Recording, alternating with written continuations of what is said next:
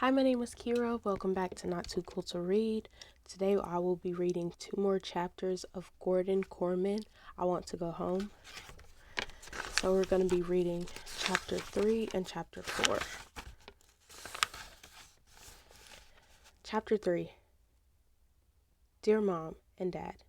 Hey, howled Harold Green early the next morning. My shoes. There's something in my shoes. Someone put something in my shoes. Miller put something in my shoes. Chip! Chip! Chip came bounding onto the scene. What's going on around here? What's all the yelling about? Harold held up one of his dripping running shoes. Look at this! Look what Miller did! Miller! Bellowed the counselor. What is this? Rudy took the running shoe and examined it carefully. Garbage, he diagnosed. More specifically, an eggshell, an orange peel, and some unidentified slop, obviously from the mess hall. All right, Miller, said Chip angrily. You'll wash these sneakers. Why do you immediately assume that I'm guilty? Asked Rudy in a hurt tone. Chip was taken aback. Well, did you do it? Yes. Then spill that stuff out and take the shoes over to the laundry. You hear me?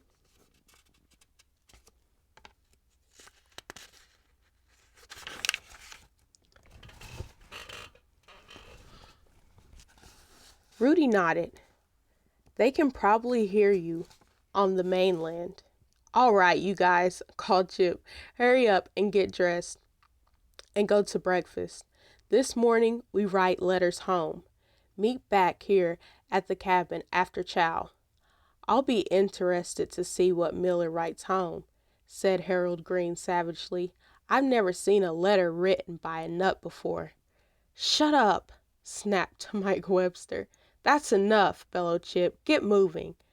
Rudy reached over and chalked down another line on the wall beside his bed. 2, he counted. Only 26 more, sighed Mike. Bearing any natural disaster, Rudy added, poker-faced. Chip was herding the other boys out the door. Miller, Webster, hurry. You two catch up with us at the wash station. Rudy reached over and picked up Harold Green's pillow. Would you please hold this pillowcase open? He said to Mike. What are you doing? Clone's orders, said Rudy righteously. I was told to spill the garbage out of Harold's running shoes. Yeah, said Mike, but in his pillow? No one said just where. I thought this was as good a place as any. You'll get into trouble, warned Mike. So I'll get another work detail and I'll haul a little more garbage. Anyway, the dump is the only place on Alcatraz where a guy can get any privacy. All right, laughed Mike, holding open the pillowcase and watching the garbage drop inside. Little Harold has a big mouth that needs shutting. Precisely, Rudy agreed. Dear Mom and Dad, wrote Rudy, this place is terrible. Each day I am subjected to countless atrocities. The food is spoiled and poisonous, and the drinking water is contaminated, so there is an outbreak of typhoid. Our cabin collapsed last night in a typhoon. But don't worry, only one guy got killed. It's not all bad. I do have one friend named Mike. He's the one who pulled me out of the quicksand. I have to haul garbage every day, but there aren't too many wild animals at the dump, and I've only been bitten twice. Mr. Warden, the director, is very nice, and he has a real social conscience. He hires only desperate criminals as counselors. Our bunk counselor, whose name is Chip, is a reformed axe murderer on parole. He has red eyes and yells a lot and keeps an axe under his mattress. Tonight is really going to be fun. Our cabin hasn't been fixed yet, so we get to sleep in trees. I sure hope the typhoon doesn't start up again. I'll be safe and sound so long as Algonquin Island doesn't sink any further. Your son, Rudy. P.S. If this letter looks messy, it's because I'm writing it while being chased by a bear. Hovering over his letter writing charges, Chip stopped beside Rudy's bunk and let out a bellow of rage. Miller, what is this? He ripped the letter out of Rudy's hand. Typhoid? There's no typhoid here, and no atrocities. He read on. A typhoon? Are you crazy? Criminals? I'm not an axe murderer. I've never even wanted to kill anybody until now. You don't have to sleep in a tree. Nothing happened to the cabin. Bears? There aren't any bears on the whole island.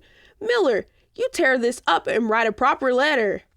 Are you interfering with Her Majesty's mail? Asked Rudy.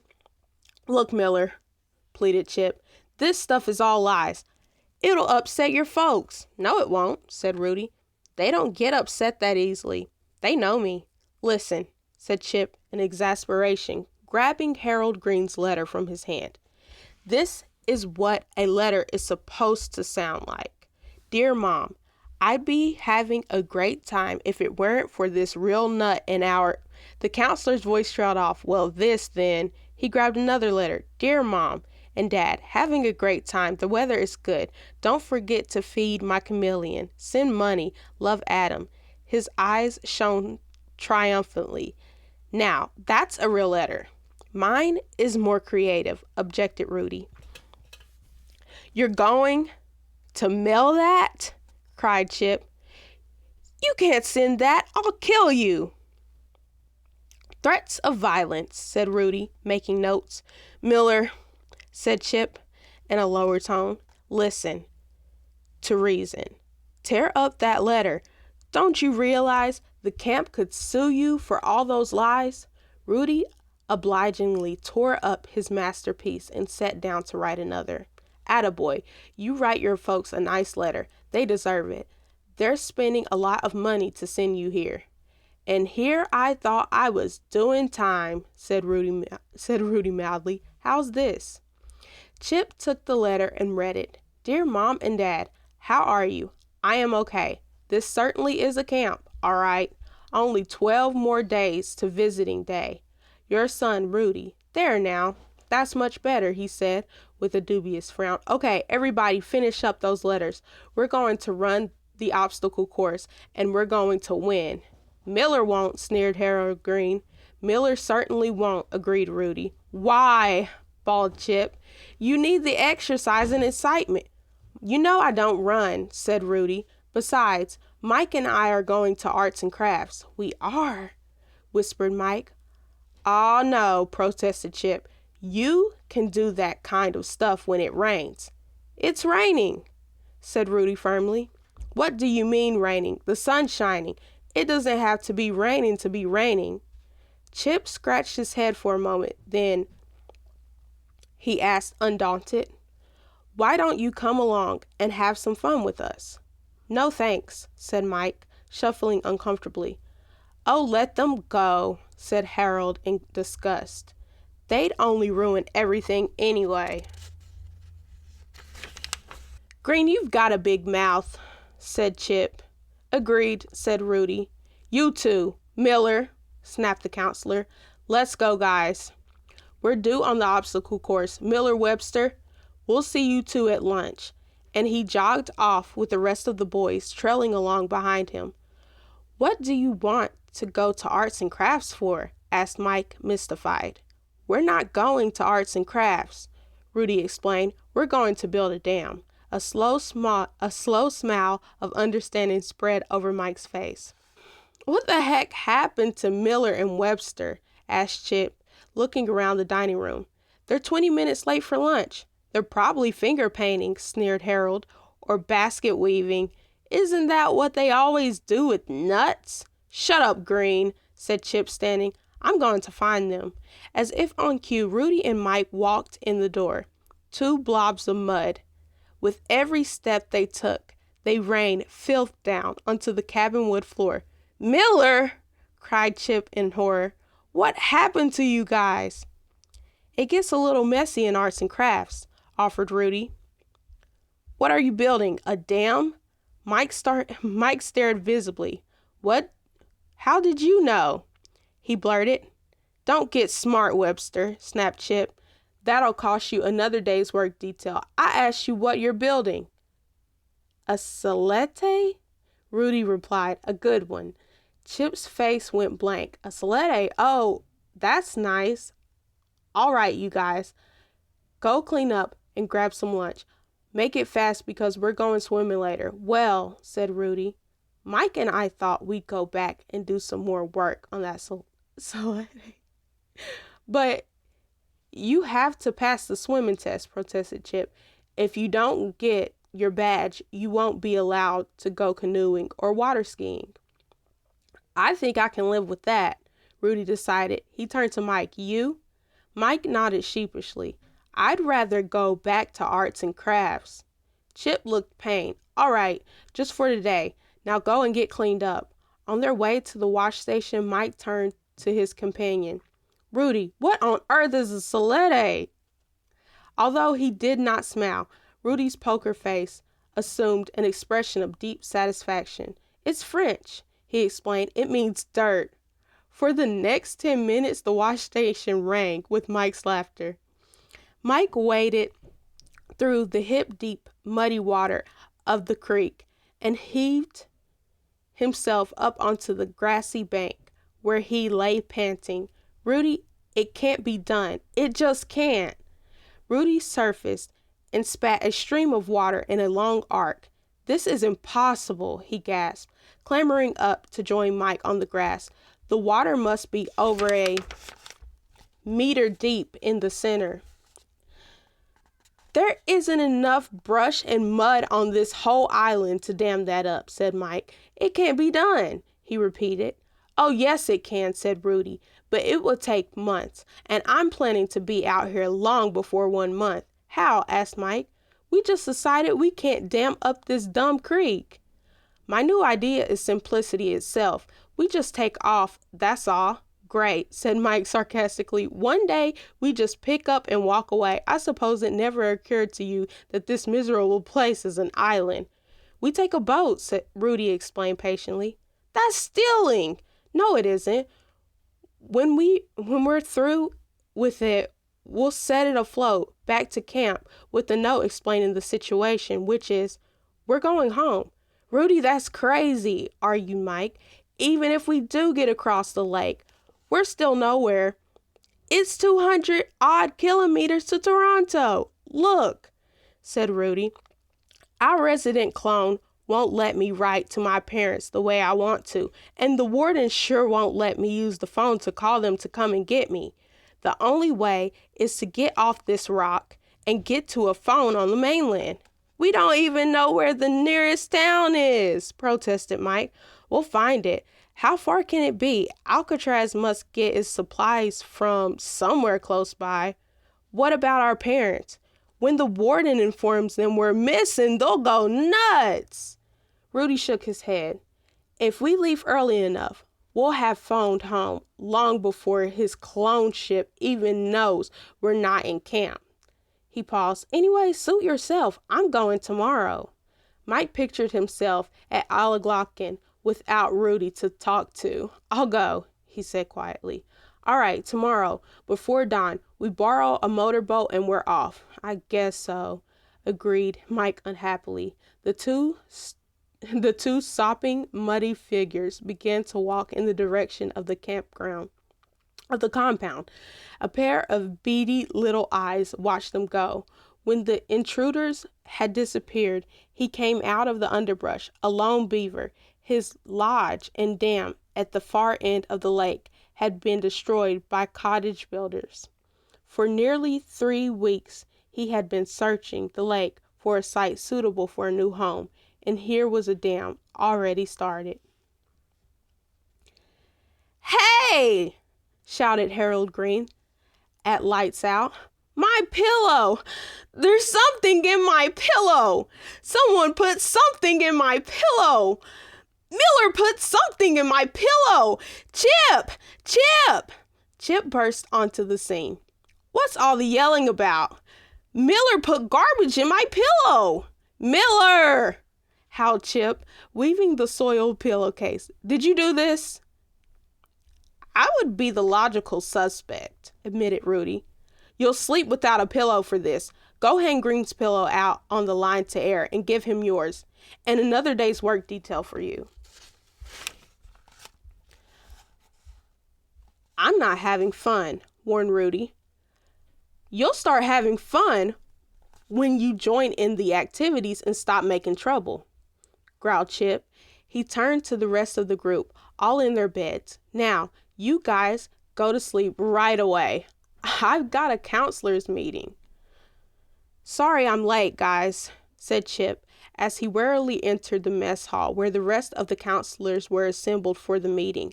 I've got a real doozer of a cabin this month. Me too, explained Ralph Deacon of Cabin 3. They never go to sleep. They just talk all night. You're lucky, sighed Chip. All mine want to do is fight. I've got this kid Miller. He won't do anything. All he does is stuff garbage in other kids' things. I don't know how you stood him, Pierre. He and his buddy spent all day in arts and crafts. No, they didn't, said Pierre. Arts and crafts were closed today. Chip turned purple. See what I mean? Now I'll never know where he was. He and Webster came back covered in mud and told me it was messy in arts and crafts. This is what I have to put up with. I'm only one person. Calm down, soothed Dave, the swimming coach. The poor kid's probably just homesick. That's what it sounds like to me. I thought so too at first, moaned Chip. But now I'm beginning to wonder. You should have seen the letter he tried to write home. And all he ever says is, I don't swim. I don't run. I don't anything. He's driving me crazy. Aw, give him a chance, said Jack Tyler of Cabin 9. A few more days and he'll be having fun like everybody else. But where were they? Where were they when they were supposed to be at Arts and Crafts? Where? Chapter 4. Good, clean, wholesome fun. Mike Webster was dreaming. He was in jail, an innocent man, and until he had met his cellmate, there had been no hope. But now they were tunneling, and freedom was only a few meters away. He could feel his cellmate tugging at him, urging him forward. I'm coming, mumbled Mike. Shh. Rudy's white face loomed over him in the darkened cabin. They're all asleep. Let's go. Mike let himself down from the upper bunk and silently shrugged into his clothes. What time is it? He whispered. A little after 5, Rudy whispered back. It'll be daylight by the time we reach the mainland. Hurry up. The two boys tiptoed across the room and let themselves out of cabin 13, taking great care to shut the door noiselessly behind them. They raced through the darkness to the waterfront and the dock. Look, said Mike nervously as Rudy selected a small motorboat. Are you sure about this? I heard someone say you can't swim. Of course I can swim, said Rudy, his poker face expressing nothing. He paused. What about you? Can you swim? Sure. I wouldn't set foot in a boat if I couldn't. Anyway, here's 2 life jackets. Rudy and Mike quickly donned the jackets and hopped into the boat. Rudy cast off from the dock and gave a mighty heave on the starter cord. The small outboard motor turned over and roared into life. Rudy cast Mike a look of triumph as the small boat pulled away from the dock and headed towards open water. How long do you think it'll take to get to the mainland? Shouted Mike over the engine noise. He cast a nervous eye back towards the sleeping island. Maybe 10 or 15 minutes, Rudy called back. It's clear sailing from here on in. The sky was just beginning to show the first streaks of dawn, and the little outboat was about halfway to the mainland when Rudy and Mike first spotted the big Ontario provincial police cruiser. It shone a spotlight on them and then pulled alongside the small craft. An officer appeared and gazed down at the two boys. Hi, he said, by way of greeting. Where are you fellas going at this hour of the morning? The mainland, sir, said Rudy. Are you from Alleglocken? Asked the officer. Yes, sir, chorused the two boys. Well now, let's check out your gear. Life jackets on correctly? Yep. Extra gas can? Yep. Emergency oars? Yep. Bailing bucket? What? No bailing bucket. Where's your bailing bucket? There was a long silence. Darn it, said Rudy madly. We must have forgotten. No bailing bucket, repeated the officer. You just turn that rig around and go right back to camp. And don't come out again without a bailing bucket. Obediently, Rudy turned the boat around and headed back towards Alleglocken Island.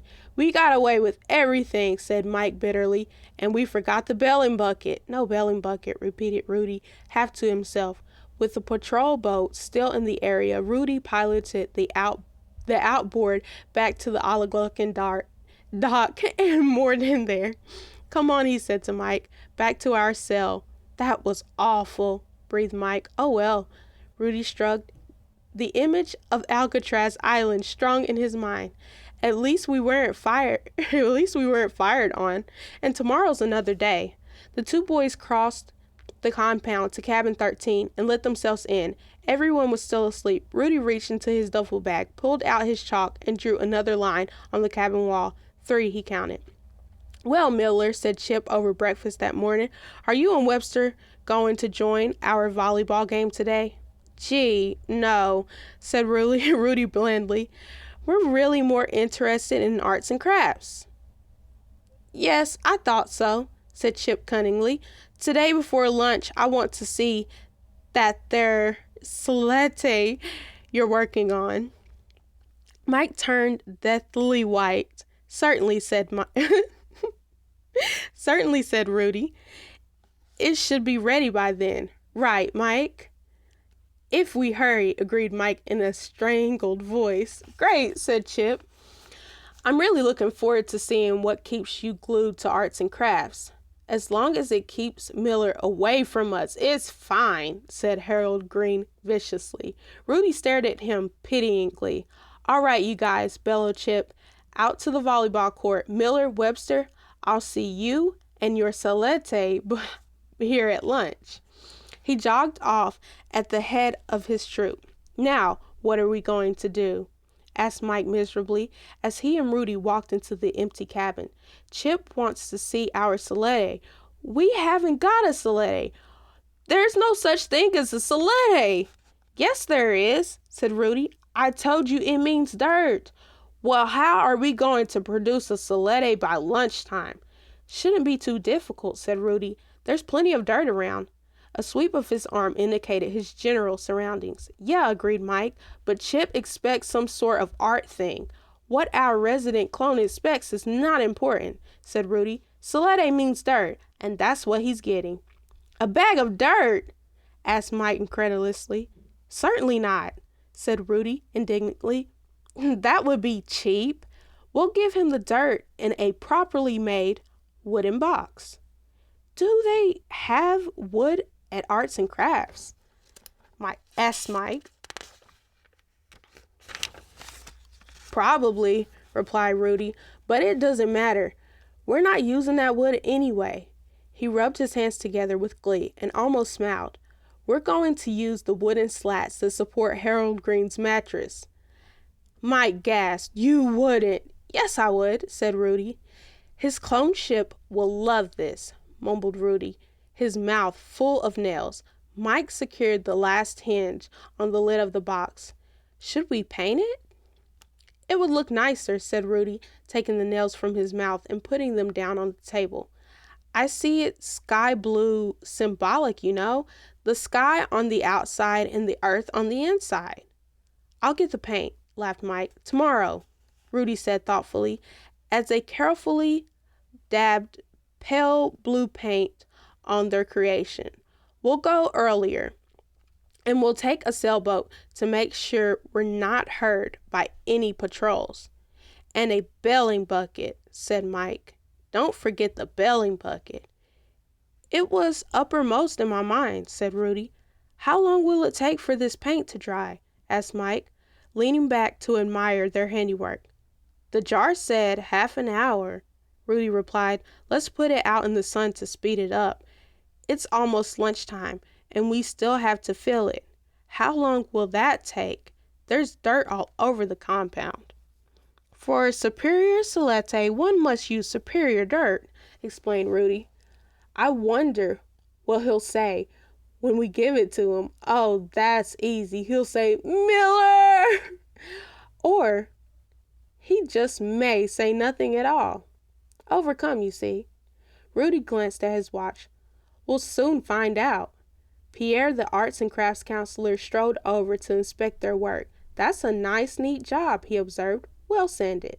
Thanks, said Mike. We used only the best wood, put in Rudy. Aged and stress tested. Stress tested, Pierre repeated. For a little box like that? What are you planning to put in it? Dirt, said Rudy. It's a present for our counselor. Pierre stared at him. Tell me, he said finally, by any chance, would your name be Miller? Why, yes, said Rudy, coming precariously close to smiling. Chip had obviously been dropping his name at the counselor's meetings. This pleased him immensely. Come on, urged Mike. It's as dry as it's going to get. Let's finish it up and go for lunch. It was great meeting you, said Pierre dubiously. I'm glad you enjoy arts and crafts. Bye, said Mike. The two boys left the arts and crafts cabin in search of superior dirt. Chip rubbed his hands together with great glee. Miller and Webster are late for lunch, he gloated, looking around the mess hall. I've got them now. They're going to have to admit they weren't in arts and crafts yesterday, and they didn't build a sled. He smiled. He was going to put them on work detail for the rest of their miserable lives. Well, said Harold sarcastically. Where are our two artists? Shut up, Green, said Chip absently. They'll be here. Hey, look, Chip, called Adam from the end of the table. Here they come. Into the mess hall came Rudy and Mike, proudly bearing their solete on a pillow. They threaded their way through the other tables, walked up to table 13, and held out the small blue box for Chip's inspection. Here it is, said Rudy, the solete. Chip was dumbfounded.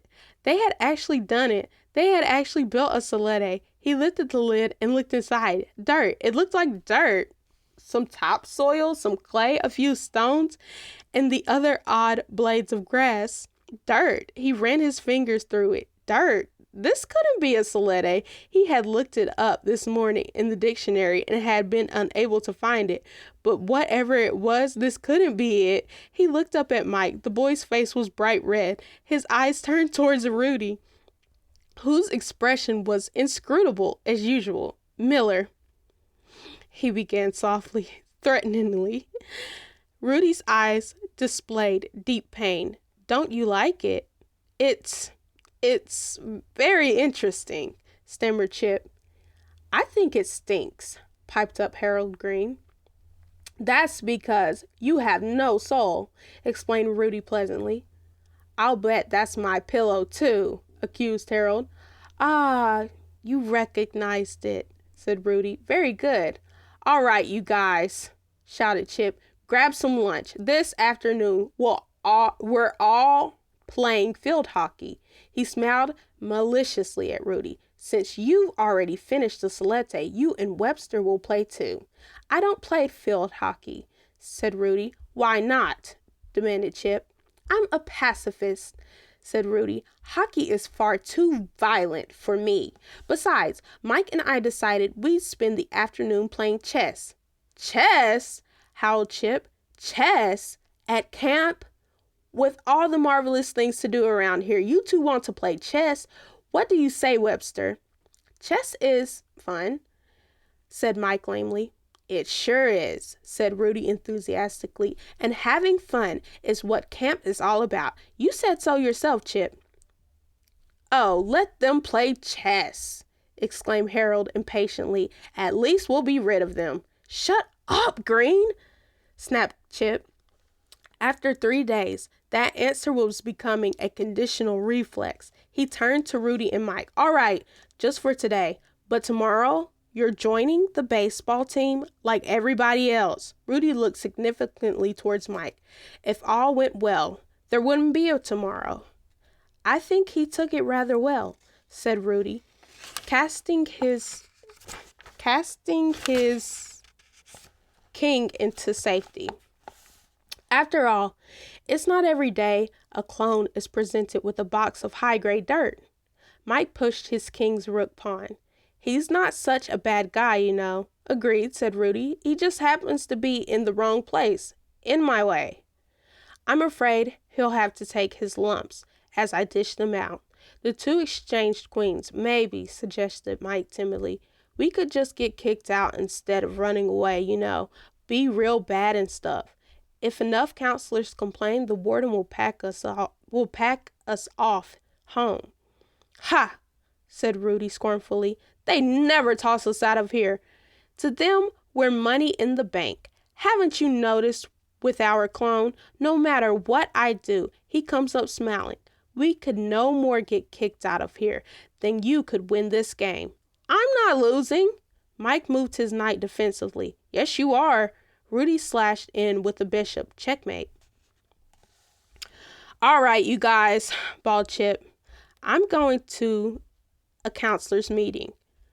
You get yourselves to bed on the double.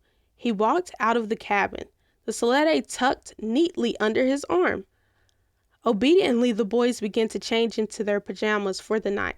Aside from a few flying articles of clothing, all was quite peaceful. What's going to happen? Whispered Mike. We'll soon find out, said Rudy. Look, there he goes. Harold Green placed his hands on the bedpost and vaulted to his upper bunk. Crash! The unsupported mattress gave way and dropped straight down onto an unsuspecting Adam Willis, who had been making himself comfortable below. Ah! Screamed Harold as he tumbled down with it. Muffled shouting came from under him. The other boys began rushing to the rescue. Rudy ripped the sheets off the nearest bed and hurled them into the midst of the confusion. Mike, instantly grasping the spirit of the thing, began racing around the cabin, tossing pillows at random into the milling group. Boys began throwing them back. Rumble! Shouted a deafening voice. Mike stared in open-mouthed amazement. The shout had come from Rudy Miller.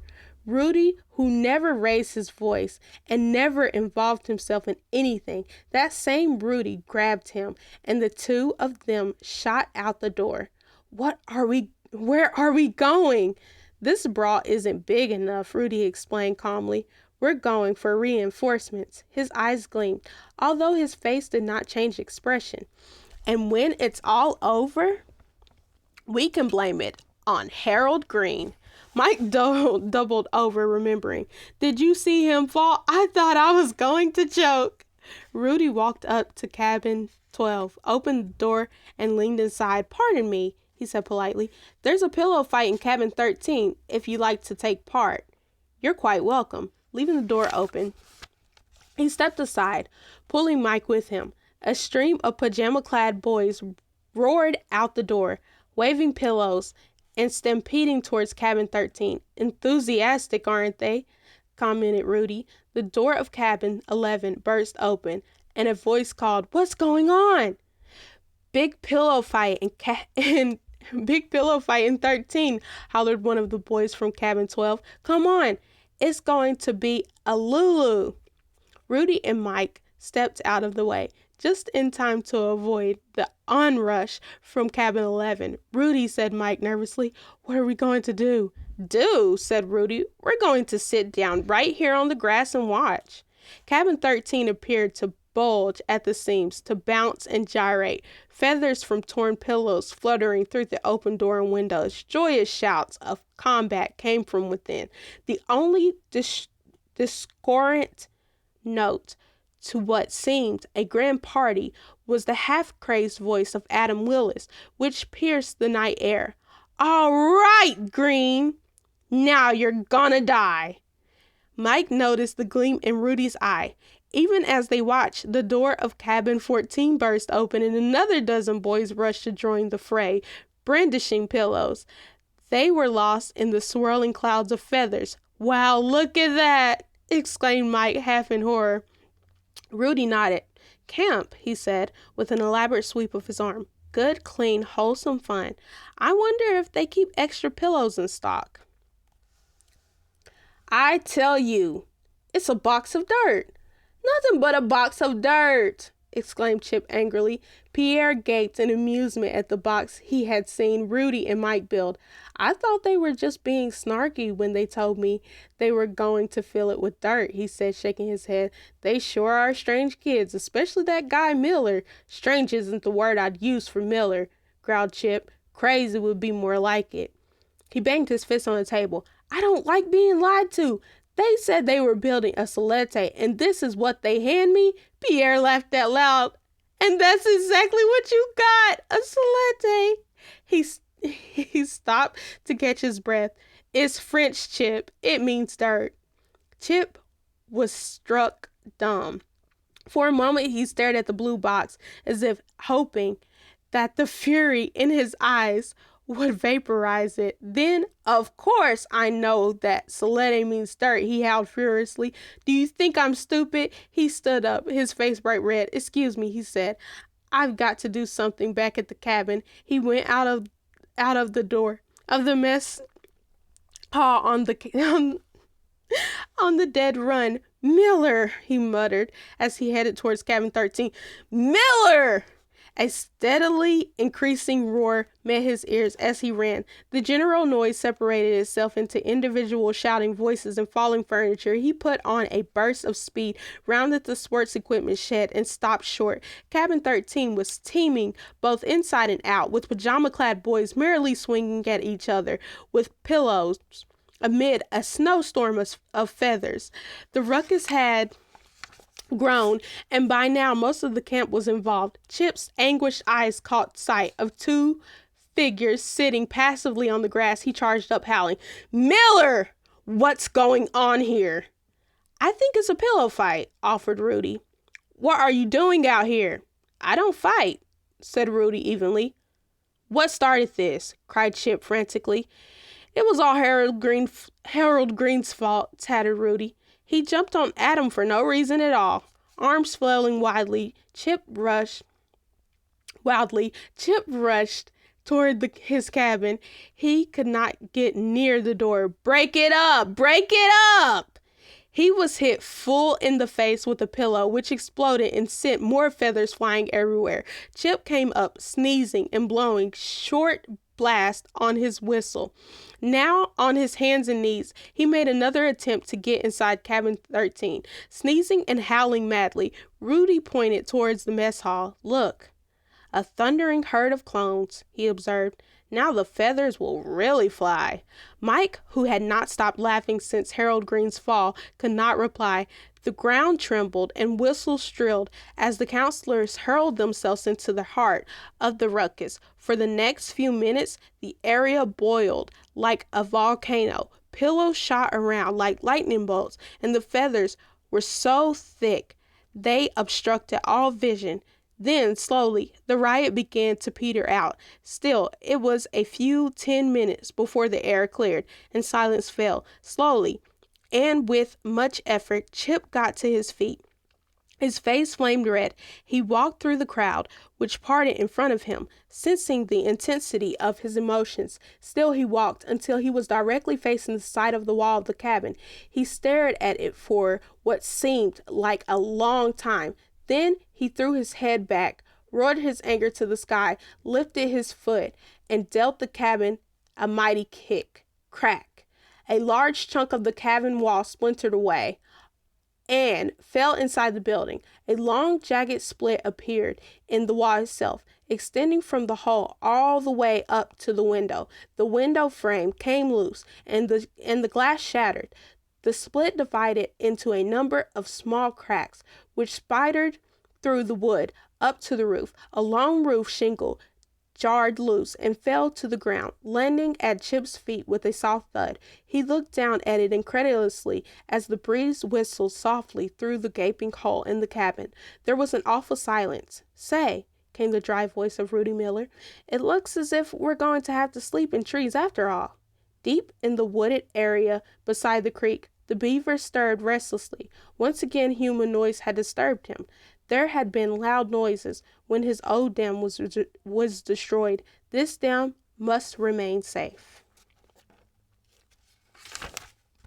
And that's all I'm going to read today. Thank you so much for watching. I appreciate you. Make sure you like, comment, and subscribe.